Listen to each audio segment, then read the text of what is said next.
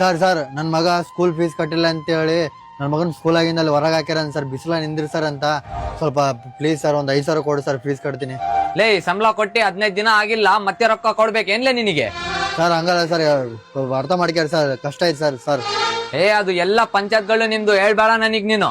ಓ ಅಣ್ಣ, ಇದು ನೀರ್ ಗಲಜೈತೆ, ಸ್ವಲ್ಪ ವಾಶ್ ಮಾಡಿ ನೀರು ಬೇರೆ ತಾಂಬ. ಆಯ್ತು ಸರ್, ಬಂದೆ ಸರ್, 1 ನಿಮಿಷ ಬಂದೆ. ಒಂದೇ ಮಾತು ಕೇಳ್ಬೇಕು, ಜಲ್ದಿ ಬಾ. ಅಲ್ಲಿ ಹೋಗ್ಲಿ, ಕಸ್ಟಮರ್ ಕರೆಯಾಕತ್ತಾನ ನೋಡ್ಲೆ, ಹೋಗ್ಲಿ. ಸರ್ ಬರ್ತೀನಿ ಸರ್, ಸ್ವಲ್ಪ ಅರ್ಥ ಮಾಡ್ಕ್ಯಾರ ಸರ್, ಪ್ಲೀಸ್ ಸರ್. ಹೇಳಿದ ಕೆಲಸ ಮಾಡ ಫಸ್ಟ್ ಇಲ್ಲಿ. ಆಯ್ತು ಸರ್, ಬಂದೆ. ನೆಕ್ಸ್ಟ್ ಟೈಮ್ ಬೇಸ್ ಕ್ಲೀನ್ ಇರ್ಬೇಕು ನೋಡು. ಹೋಗ್ತೀನಿ ನಾನು. ಆಯ್ತು ಅವಳು ಸರ್.